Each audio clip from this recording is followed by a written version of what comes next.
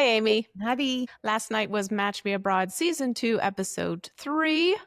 I'm very, very excited. Are you? I'll get there. We have nothing but real people now. There's none of the silliness of the 90-day cast members and their wannabe clout-chasing nonsense. This is real. This is honest. This is true. This is what I live for. This is reality TV at its finest. And these There's people more. are all in their late 30s, early 40s, as opposed to a whole bunch of 20-year-olds just coming back from vacation and marrying people. That is an excellent point. Yeah. So I find that there's a lot more maybe commonality or understanding or what is that word that I'm looking for? Maturity, depth, sophistication. Relatability. Oh, yeah, that too. Because of the age. I'm like, okay, this makes a lot more sense. You're in and around 40. Hiring a matchmaker makes sense. And that was one of the positives that I wanted to make note of. I love it. I totally agree. No script, no clout chasers, real people with real life experience. And yes, definitely relatability for those of us who didn't get married in our 20s, which I think is everybody, isn't it, these days? I don't know. Still not there, so I don't know. We'll catch yourself lucky. Before we get into it, though, I do need to mention two things. One, rate, review, and follow us wherever you listen to the podcast. And two, watch the podcast on YouTube at 90 Day Fiancé, honestly. So we jump right in this week back with Victoria. Oh, Victoria. Oh, my sweet summer child. When they start talking about her wish list, I was just like, oh my God. Oh no. Oh, you need to grow up. Really need to grow up. Yeah. So last week we were talking about the fact that she was getting criticism from Katarina that she clearly did not like, and she's not really good at handling that criticism. She seems to be taking it very personally. And then rather than internalizing it or working on it or figuring out what it all means, she pushes back. So it's immediately defense. So I'm going to attack you because you're attacking me. She opens up in this episode telling us that she thinks that she was misjudged by Katarina, which is interesting because maybe there was some misjudgment. It is, after all, only the first time that they've met in person. But I also feel like Katarina is so perceptive, and she's been doing this for so long that she's able to identify people and their characteristics, their quirks very quickly. And she probably has a lot more insight than the average person who's meeting you for the first time. So I place a lot of value in what Katarina says. And she's been so accurate thus far with her predictions and her assessments. Yeah. She does seem to always land right on the money with how she sees the person and what their flaws are in dating and what they need to work on in themselves, and perhaps even what their past was like. And they do kind of really dig into this. Katarina wants to get to know Victoria better, she says. And I thought that was an excellent approach, because rather than mitigate or instigate, I think is a better word, that instigate this defense reaction or mechanism that Victoria has, telling her, well, I want to get to know you better, softens it and takes away all the stress and all of the defensiveness right away so that Victoria can open up with what was going on in her past. But despite that, she has this ridiculous list, which is all physicality. Not all, but mostly physicality. Which I thought Katarina did a great job with calling her out on. Your list is entirely superficial. What do you actually want from a partner? And it was in that moment in time when I realized that she's doing so much more than just matchmaking. Yeah. She's almost in a position of being a counselor to guide you through your previous traumas, to be able to come to peace with them so that you're going to be in a better position to receive the love or pursue the love that you deserve, and hopefully one that Katarina is able to define for you. I thought it was such a beautiful moment. It was. Katarina definitely digs deep. She goes way beneath the surface of why Victoria is asking for these very physical traits. They start talking about what her father was like and how Victoria has been trying to emulate that in the men that she dates. Her father was not a good person, so she's been looking for and attracted to bad boy types up until now. And so Katarina is going to really, I think, get her to face that reality of what it means to date a bad boy and how that immediately sabotages you, that there is no long lasting healthy relationship in dating somebody who is so blatantly toxic and not there for the right reasons. And God, I also sound like I'm on The non-committal. Bachelor. Non-committal, yeah.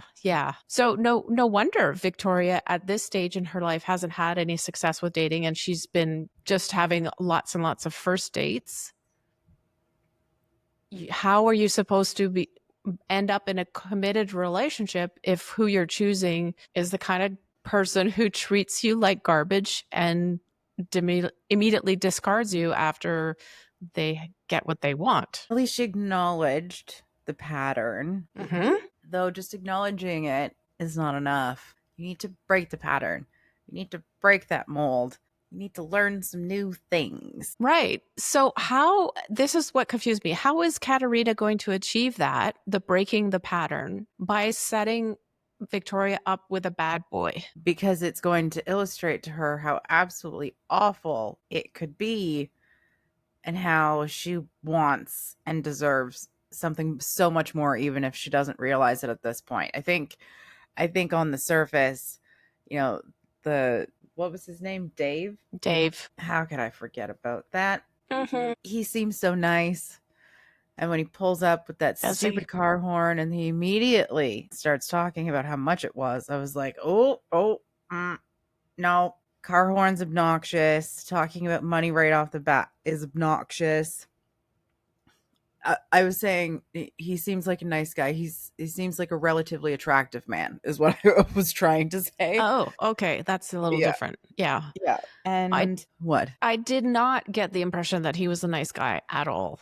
No. What you just said were almost exactly verbatim what I wrote down. I said flashy, loud, obnoxious, which is a word you used a couple of times, and bragging about money. This is an awful, awful start. Yes. And then I was kind of excited about it. Yeah. Like, how bad can this be? But also, oh my God, an oyster farm. Show me. And then when he is blasting the oysters with that high pressure hose and says, "Oh, can I use it on myself?" I went, okay. If it wasn't enough, which it was for me, the car horn and the boasting about the money part already, to dismiss him as complete and utter garbage, wanting to turn a high pressure hose on your own body without realizing that this is extremely dangerous should signal to you, to everyone, that this person, this individual, is extremely stupid. Yes, that is an excellent, excellent observation. He could have blown his own nose off his face. I mean, you know those pressure washers that you use for cleaning sidewalks and cars and all that stuff?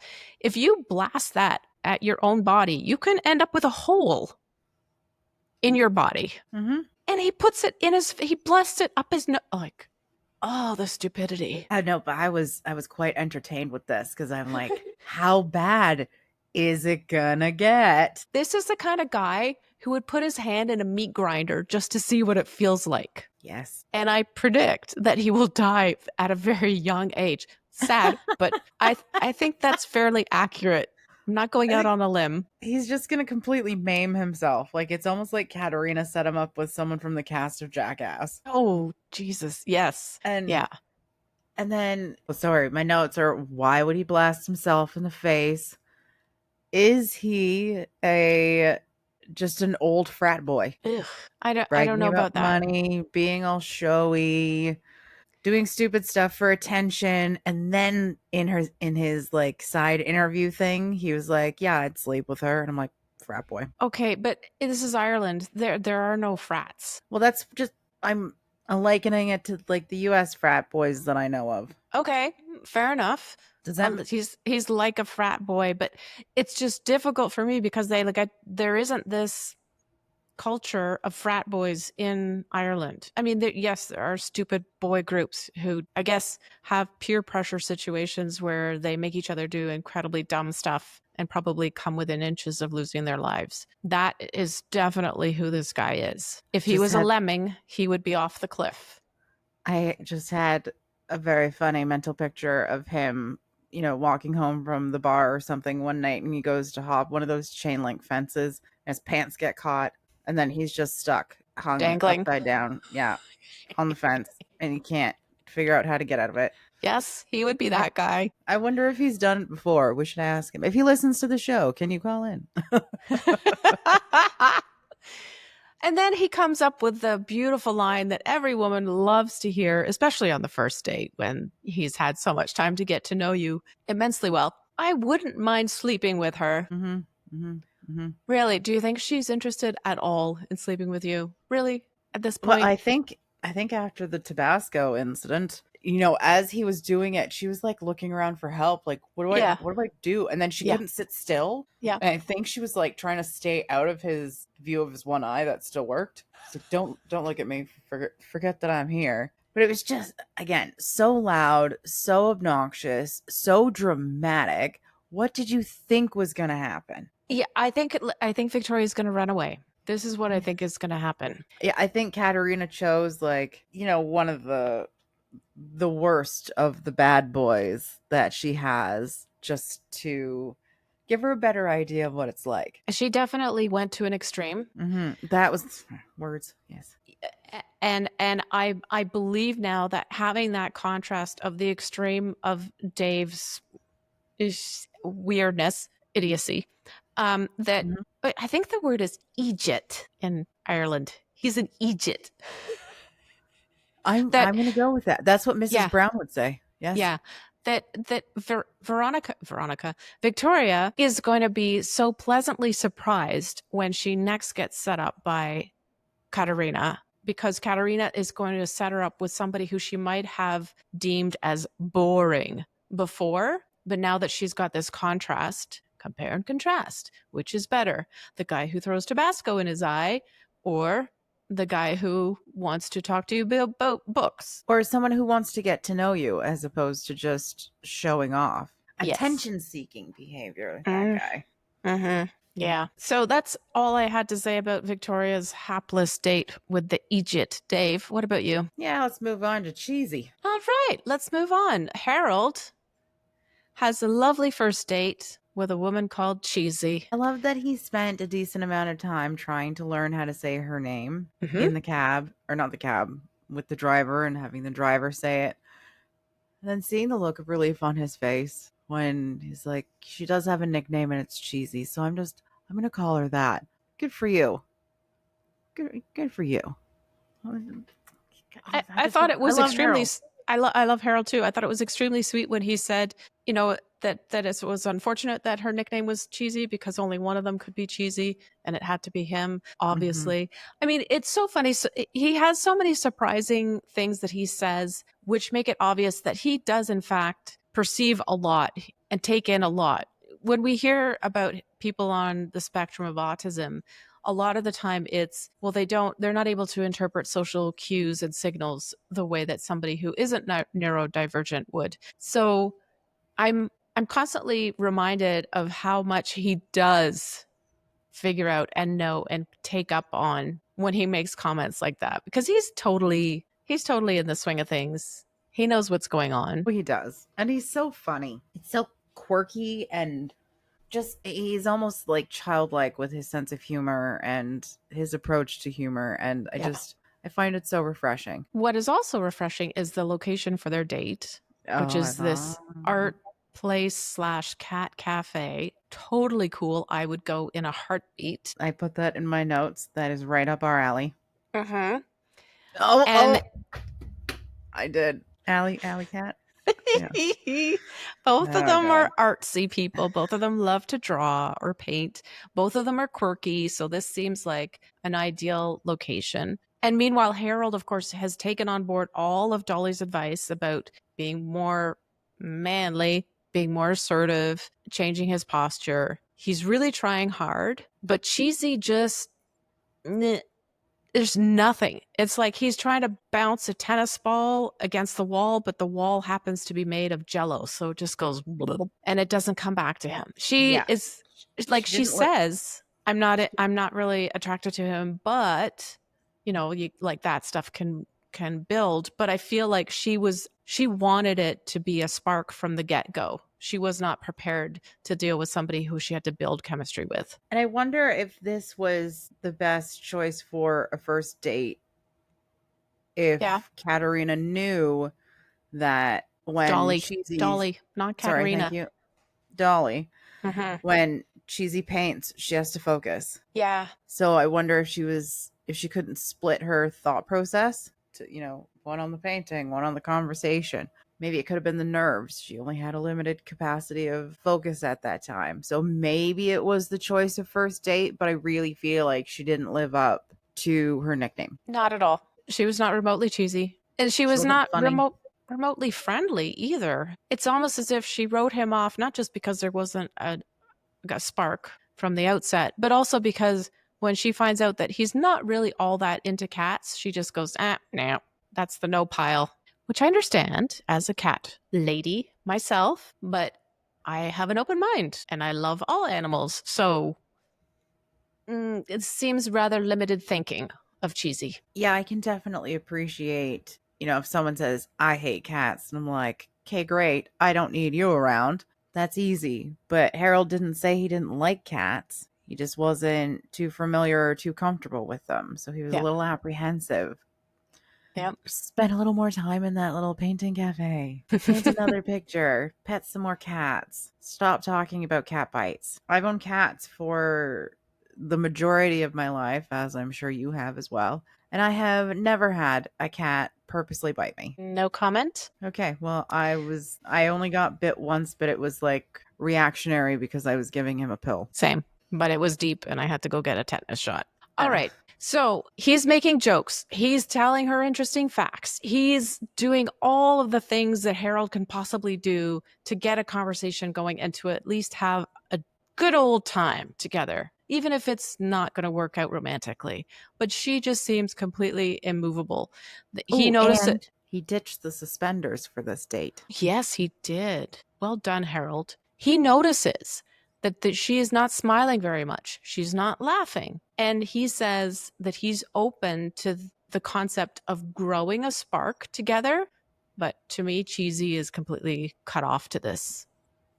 She's just, the wall has come down. No, I'm not interested in this person. So therefore, I'm really not going to make an effort. And even when she says to him, well, I prefer a man who, what is it, takes the lead, Is more direct. thank you. And Harold says, okay, well, I can do that. I'd like to hold your hand.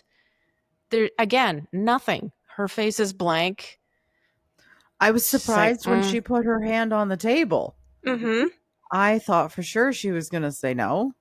And clearly it didn't last very long. Why did you do it to begin with? Yeah, If you didn't want to. it seemed very reluctant to me. I think she was just doing it because she felt guilty or bad. She definitely recoiled, though, as soon as they were holding hands. It was obvious it was not a successful gesture. It was not going to last. And then the way she described it afterwards as his hand was all clammy, so she didn't enjoy it. Okay. We get it, Cheesy. You don't You're like not Harold. interested. And I thought it was interesting that she would comment on how clammy his hand was when she was glistening with sweat. They were both, I mean, come on. I didn't see him glistening as much as her. And I'm not judging. My AC is out. I am suffering. And no judgment. Nobody's holding your hand. Thanks for reminding me. Oh, I'm sorry. So lonely. Where's your kitty cat? Get a kitty cat. The final remark that Harold makes that I found so heart-wrenching was that he says something about how he misses feeling excited about a woman in his life and having the same in reverse. So having somebody feel excited about being with him, he misses Michaela. And I was like, oh, well, I really hope that Dolly can get somebody out of her repertoire of dating women who is better than Cheesy, because this was not an auspicious start. No, I wonder if she was starting him off almost on a basic level, but I feel like she almost did a disservice to him. I mean, yes and no, because we've seen how he takes the constructive criticism, how he actually utilizes that to do and be better. So maybe he will take this to help with his self-esteem. Okay, it didn't work out this time. Let's continue on. Just remember how much he loved Michaela and how fun and exciting that was, and just keep up that motivation and that hope, because it's going to come to you, Harold. Harold, it's coming to you. Shall we move on? Yes.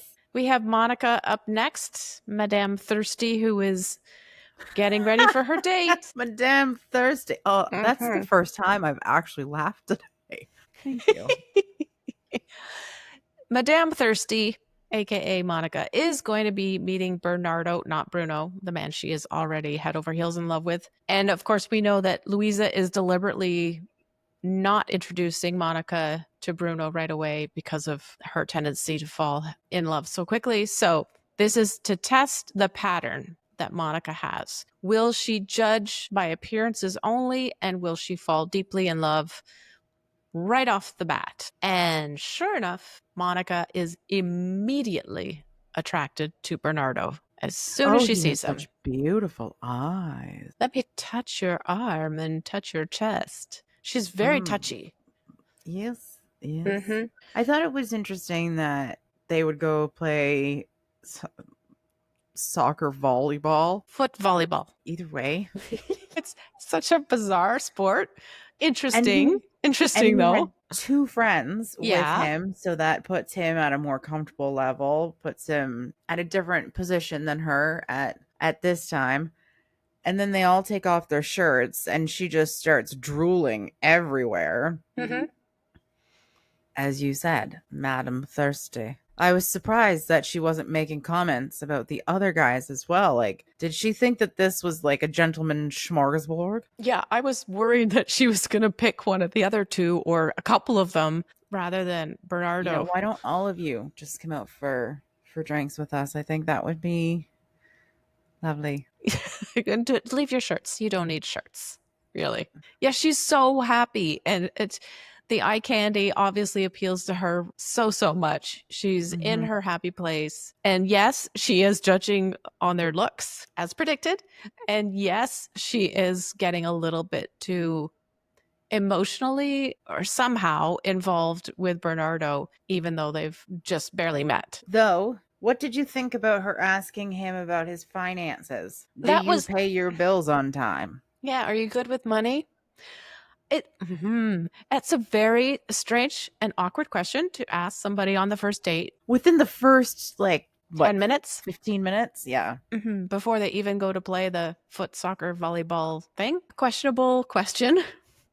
But she was given the task by Louisa of asking questions. Remember, she said you have to start the conversation. This is where you're going to find a connection with somebody, is in going deep and figuring out who they are. So she's doing her work. Positive there. I just think it was the wrong choice of question at the wrong time, because I think that if he wasn't so easygoing, and that could have made him feel a little standoffish, like, oh, maybe she's a gold digger. Yeah. Are you good with finances? And, we obviously know that she's in finance, so she's completely comfortable with that. And I think it makes sense that she wants to have someone who's financially responsible as well. I just thought that it was a little too soon. Totally agreed. Ask that question. Yeah, I would not ask that on a first date. And go ahead. I was gonna say she asks. They were talking about family, and he says, he wants to have a kid. He's 40, and he should probably start that soon. And she puts a pin in it and doesn't ask him till later. So why couldn't she have done the same thing with the finances? Well, she could have asked about the finances later. Yeah, indeed, she could have. She chose not to. No, I just thought it was strange that she waited about the kids, but didn't wait about the finances.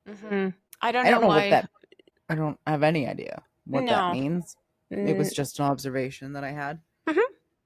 Yeah, I agree. I also noted that she saved the kid question until later on in the evening. But there could be reasons for that. Like, what if you feel that that kind of question, which is a very deep and important one, is not necessary to ask until you get to the point where you think, oh, I could be attracted to this person and there could be a potential here. So now I'm going to ask the important questions. Well, we've talked about this before. I ask people like right off the bat, do you have kids? Yes. Do you want kids? If you do, no, thank you. Mm-hmm. And that's what I want out of my life. So I was so proud of her for bringing it up and for being honest with him about not wanting any more kids. I think it's very important to be able to discuss your non-negotiables right after or right up front. I mean, maybe not within the first 15 minutes, but in general, talking about it. Like, look at how many couples that we've seen on 90 Day who have just completely and utterly failed because they don't have these big conversations beforehand. People who want kids versus don't want kids. Like, look at Gino and Jasmine and that whole baby fight for so long, going back and forth. Tata and James. I mean, how many other couples like either don't tell their significant other that they have kids, or they don't talk about whether or not they want more. Yeah. Or they don't, you know what I'm trying to say. And I do. But these guys are only dating. They're not fiancéed. They're not about to get married, or they're not actually married to one another already. Just not the right time to start talking about these things. But I'm going to give her a little slack because it is very early on. And I still think it's important to talk about things early. I mean, sure, you can have fun, but if your goal is to get married, ask the hard questions. Absolutely. I agree with you. But I feel like it's not essential to ask that question right away, because you could just end the evening having figured out that I'm not going to go on a second date with this person, so I don't even need to ask those questions. And you can know that within the first 5 minutes. You don't have, it doesn't necessarily wait until the end. Or you could think, okay, this is definitely somebody I could get along with, and I want to ask this question, but I also don't want to scare them off. So I'm going to wait a little bit. There could be all kinds of reasons. I know you want to be very direct and upfront with your position on kids. That's great. You do you. I'm just trying to understand why it is that she took that gap of time between figuring out, oh, he doesn't want to have kids, and then actually telling him,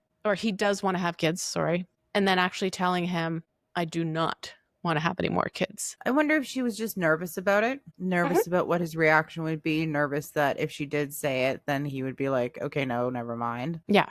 But I didn't really find this all that problematic. One of the things that I picked up on, and I don't know if you felt the same way, was that when they were talking, especially at the footy, volleyball, whatever it is, I felt like she was railroading him. She just kept talking and talking and talking, long sentences, very fast pace. And remember, he speaks Portuguese.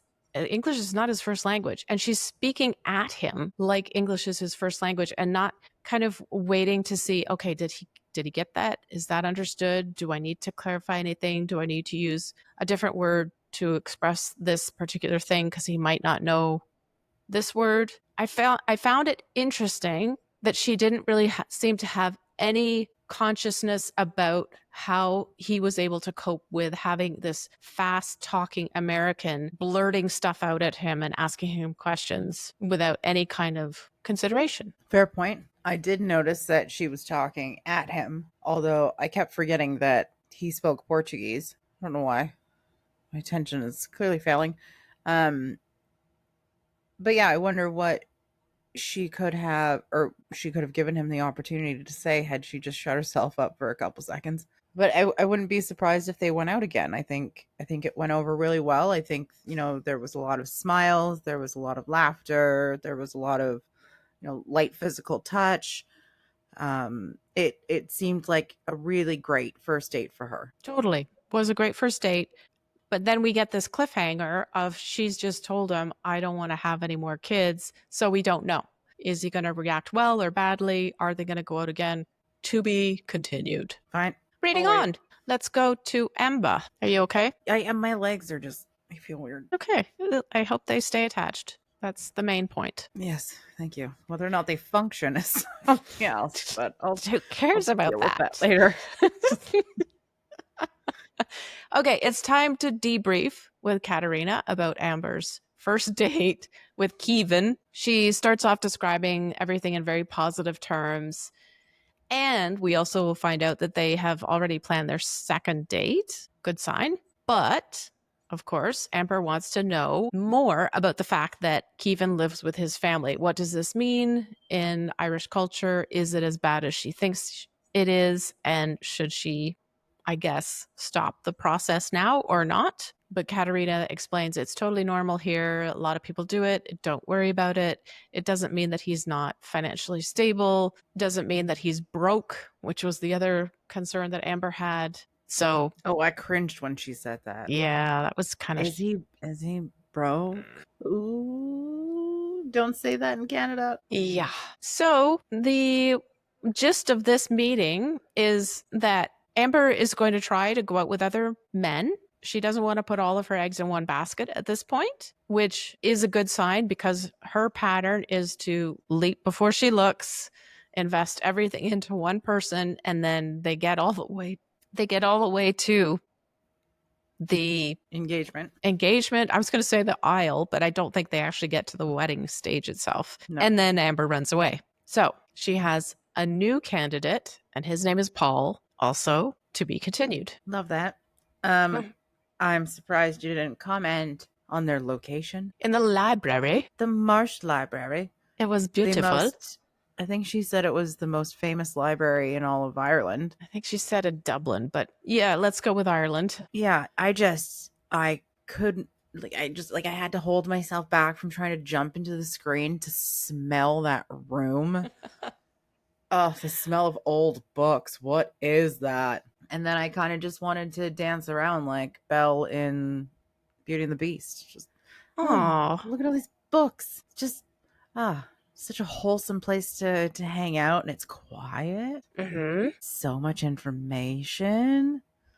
It looked incredibly beautiful, and I'm really glad that they chose to have their little discussion there. Yeah, it was an interesting choice of a location. I have no idea why they would have gone with a library over a cafe or a park bench or something. Maybe it was rainy out. It is Ireland, but interesting location. And I was watching it also very entertained and, feasting my eyes on this library thinking Harry Potter, but that's just me. Leather-bound books. There were so many of them. So aside from the books, any comments on Amber and her future? No, I just said that library looks absolutely magical, and that's the only note that I made about her. Yeah, it was very brief. There was not a lot going on with her. I think we're going to be saving that for whoever this Paul guy is, because it looked like there were some interesting bits coming up for next week with them.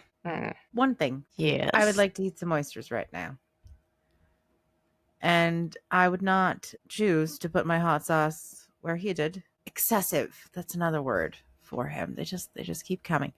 But if I may, with the preview, yes, it appears as though we're going to have a blonde Shekinah. Yes, a Barbie is what I thought when I saw her with her mother, with her mom, because you are not old enough to date without your mom present. A bit strange. And also she seemed to have a bit of an attitude. Her mom or her? She did. When they asked her the question, what was it? If she was willing to to drop the glam. To tone it down. No. That also reminds me of another 90-Day cast member whose name we shall not speak. I'm intrigued who you mean, because it could be a number of different people. Nikki. Oh, that's exactly who I thought. Yeah. Okay. Why can't we speak her name? Oh, because of the whole... We kiboshed them so quickly. Yes, we did. And we refused to talk about them, so I was still going along with that one. Okay. Sorry, Swiss cheese brain today. And those little bits of information have fallen through the holes and been lost forever. That's totally fine. Mine's just a complete sieve, so you're good. Well, shall we wrap it up, or do you have any final comments? I don't. There wasn't enough food, but I enjoyed the cats and the art and the activities that they did. I think going to the oyster farm was really cool because it's going to a farm. It's really nice to see where your food comes from and what the actual process is, so you can value it that much more. And it was fun. I would have assumed that it was fun to get kind of dirty and probably more wet than they planned to. And I feel awkward saying that because I don't mean it like that. I just mean because he was going nuts with power washer. We'll call it that, even though I know it was a hose.